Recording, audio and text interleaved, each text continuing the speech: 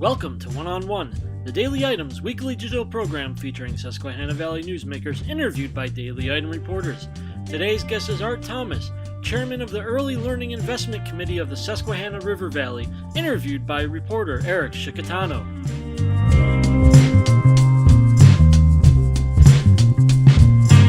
At Sunbury Motors Kia, SMC stands for satisfying more customers and selling more cars. Get terrific savings on 2019 models like the 2019 Kia Optima, the 2019 Kia Forte, the 2019 Kia Sorento, and you can expect Kia's industry-leading 10-year, 100,000-mile warranty.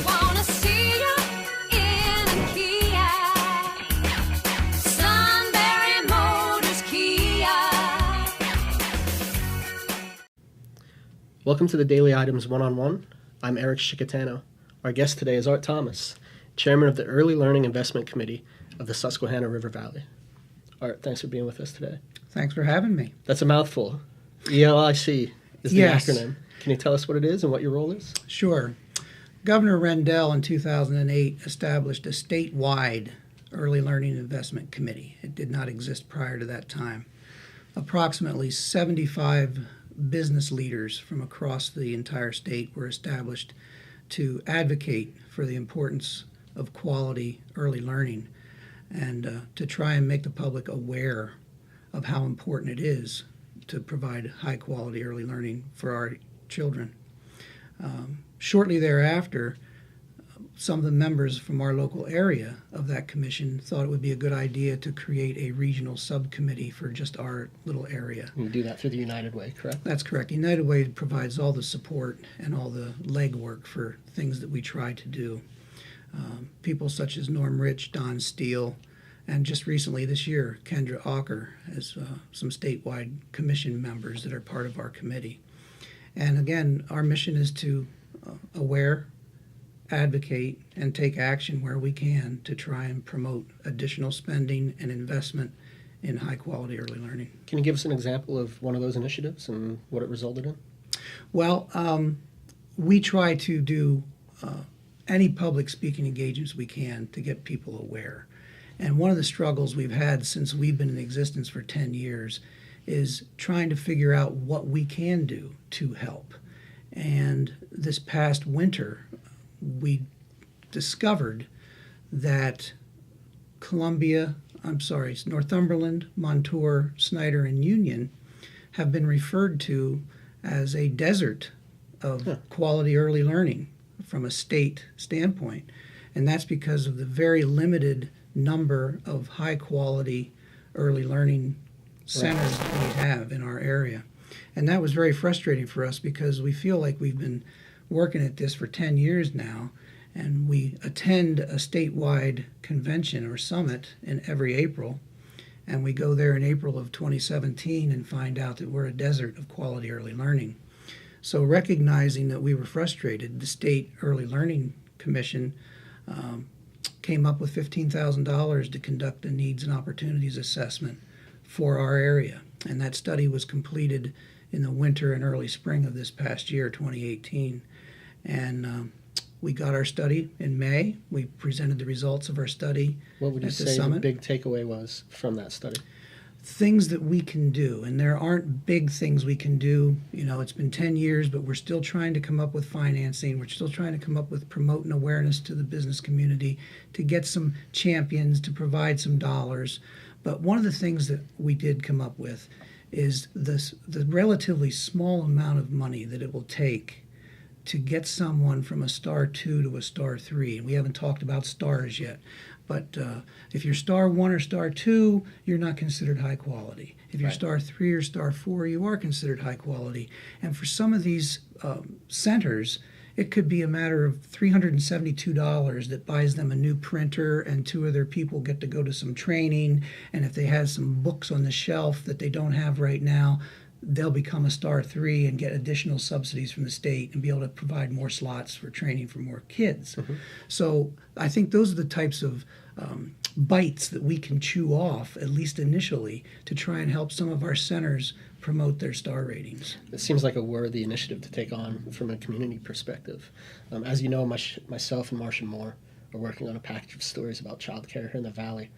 What I've taken away from it is that many parents find that it's too expensive, that it's too hard to get into, and for employees, the pay isn't very good.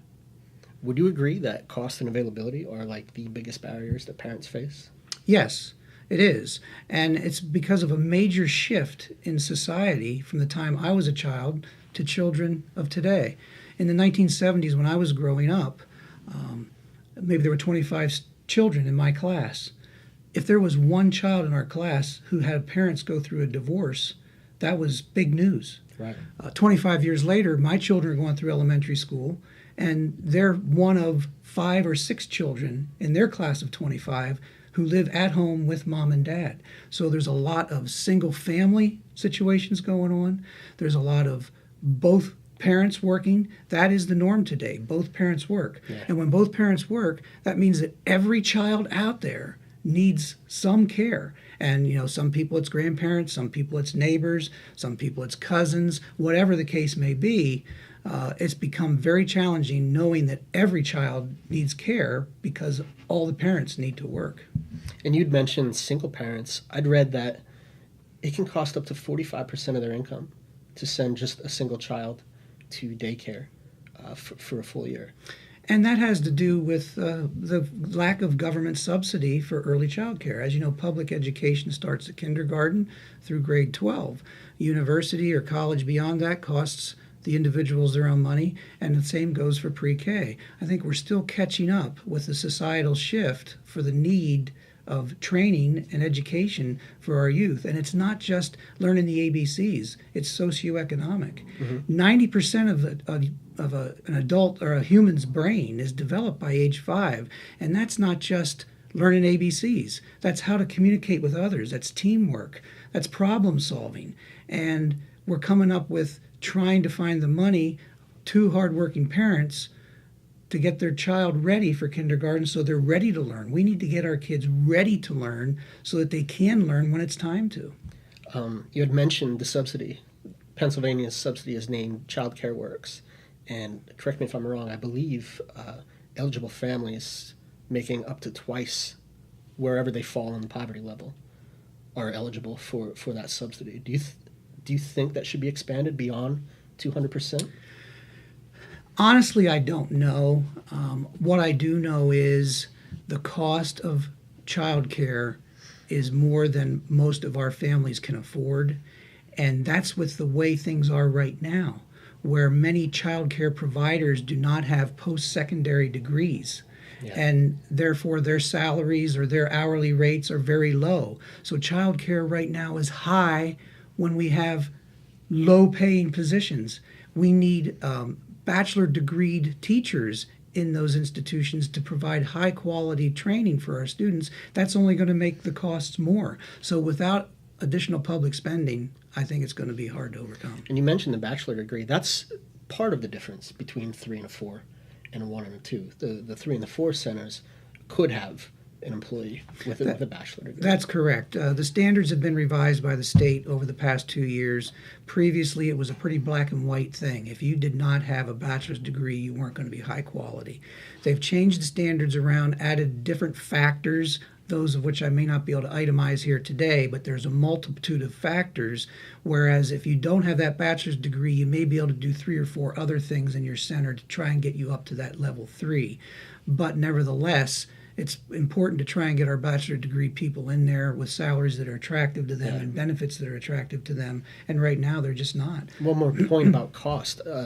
It might not come as a surprise to you, but to some of the people watching this video, the cost of childcare rivals or exceeds college tuition at a state school, annual rent payments, and mortgage payments. That's correct. I think numbers right now, depending on where you look, vary between $8,000 to $12,000 a year. So you could say $1,000 a month, maybe a little bit less. And yeah, that's a mortgage payment or a rent payment or, public university maybe, or college. We're going to take a break, and we'll be back with more with Art Thomas.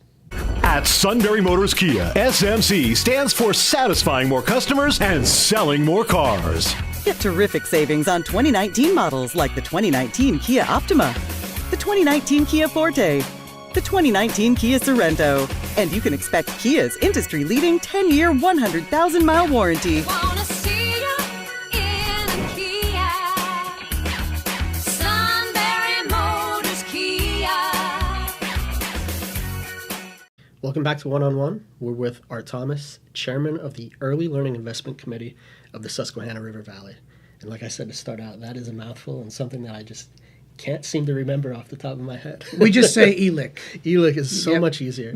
I wanted to revisit the idea of high quality and what that means, when we talk about the star ratings. So could you give us just a really brief, easy to understand explainer of the Keystone Star System as you know it? In layman terms, which is what I am when it comes to education like this, the state has developed a star system to rate the quality of every center in Pennsylvania, and the stars range from 1 through 4. And with a recent revision of the star system, every center on record is at least a star 1. Just being a center makes you star 1. And 1 and 2 are not considered high quality, and there's different levels of training that you need to provide, or education that you provide, socioeconomic training to the children, cost, level of subsidy, and programs that you qualify for all determine whether you're a 1, 2, 3, or 4. And we're striving to try and get as many of our facilities to star 3 or 4 as we can, because it's very important for children to have quality early learning so that they can be prepared to learn as they go through the public school system. And right now, the majority of child care centers, at least in our area, are either 1 or 2 star. Most of them are 1 from what I've seen. I bet some of the people who run those centers would take exception to the idea that they're not high quality. Some of them have, some of them do. Many of them are very happy with the situation they have right now, regardless of the star system rating they have. They have all of the students they can handle. They have all the work they can handle. They're maxed out with waiting lists. What more could they ask? Yeah. So it's also a function of trying to educate those centers and their managers to the importance of quality early learning, to try and improve what they're already doing. Some of them have a good thing going. A lot of the people that are watching this today, their children and grandchildren have attended our centers here in the Valley over the years, and you might be thinking, well, what's wrong with that? Yeah. Well, it's not that there's anything necessarily wrong. It's just trying to do better and trying to be better prepared for the future. Our status in the world economy is not as great as it once was, and we're trying to keep up with everybody else. So the Department of Human Services tells me that there are 89 child care programs across the 4 counties that we cover, which would be Montour, Northumberland, Snyder, and Union. Just 15 today are rated at 3 stars or 4 stars. That's not enough. No, we probably need about 135 at Really? 3 or 4 stars, because the 89 is not serving the need that we have right now. There are many of our youth that are going without any center development at all. Some are left alone. It's unfortunate. It's real. It's not many, but there's some out there.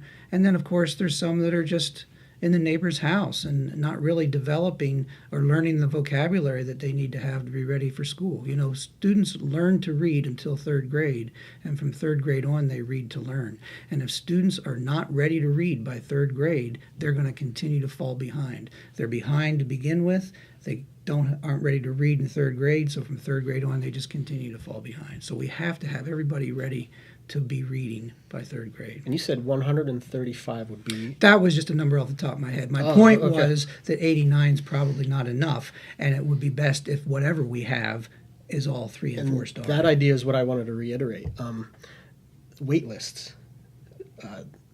Joanne Troutman told me some have as many as 100 names or more on a wait list. Some of them have as many of a wait list as the slots that they provide. That's correct. We've heard over the past 20 years, you've heard it on TV and people joking about it. When a couple finds out they're pregnant, they better be calling for their slot and hope that they can get one 6 months after their baby's born. The median hourly salary for a child care worker in the state, according to the feds, is $9.71. That's about $1 lower than the national median. Is simply the idea of raising that raising that pay to recruit better candidates a solution? It's part of a solution, possibly. Just raising the pay is not going to do anything. But maybe if we can provide some professional development as an incentive to some of those workers, and when they succeed in achieving some professional development, get a raise as a result of it, well, then we've developed them professionally to help better prepare our students, and then they get rewarded with some additional pay. And I know child center directors would jump in and say, well, how do I pay for that? How do I pay for the additional money? Is that where subsidies for employment would come in? That's where it could come in. It could come in with some additional subsidy from the state. And it should be pointed out that the state has dramatically increased its spending on early child care over the last 10 years, since this ELIC committee was established on a statewide basis. Compared to the growth of the annual budget, the amount of spending on early child care has gone up 10 times more than the amount of budget increase. Okay. So we can't forget that. But it's still never enough unless we would be in a fully subsidized situation. We just have to keep striving. How can large-scale employers in the Valley assist their employees? Well, I don't know of any in the Valley that are providing in-house child care. You mean on-site? On-site, Yeah. right. I do know that Sheetz, convenience stores, has developed it, and they have an in-house site that they built at their headquarters in Altoona. Now, not everyone has the wherewithal to do that. Some employers could provide a stipend. This is a big deal. It's a really big deal to think that someone's just going to give $1,500 a year or something like that to all their employees for child development. It's not Right. something that's been done in the past. Yeah. But it's something that could be considered as part of the workforce development initiative. We have a workforce development problem, whether we're talking about a 2-year-old or a 22-year-old. We have our large employers telling us that people are not prepared to enter the workforce. So there's a plethora of reasons for that, Yeah. and a dearth of help going on to provide for it. But nevertheless, quality early learning is in itself workforce development, because by age 5, the kids are better prepared with all those tools, with their brain development, to be prepared to enter the workforce 15, 20 years later. Is ELIC advocating actively with any employers in the Valley? We try. We part of our ELIC itself is recruiting business leaders in the Valley Right. to be part of Sure. our group, to take the message back. So it's a never-ending assignment that we're trying to work with. Stipend seems reasonable, like that's something that some employers could accomplish. Versus the capital investment of Yeah. a building and Right. training and teachers and all the furnishings that goes with it. It's a potential. Lastly, I just wanted to touch on the idea of mandated pre-K and pre-K education in the public school system. I know there are a lot of restraints there too, money being one of them, space being another. Is this something that your committee has taken an opinion on? We're certainly advocating for global or national or statewide subsidy of quality early learning. I personally think it would be nice to have public spending on pre-K. Yes, we're advocating for pre-K to be part of that loop. It's a big hurdle. I think North Carolina has taken it on. And I would like to respond to that question with a real quick diagram that maybe Rob can get on the camera Yeah, there. we'll have to hold it up. I'm going to draw a chart here, and we're going to put on the y-axis brain development. 0% to 100%. And across the x-axis, we're going to put age from birth to age 20. You want to hold that up for a moment just so we can see what the outline So looks we've like? got brain development from 0 to 100% and age from birth to 20.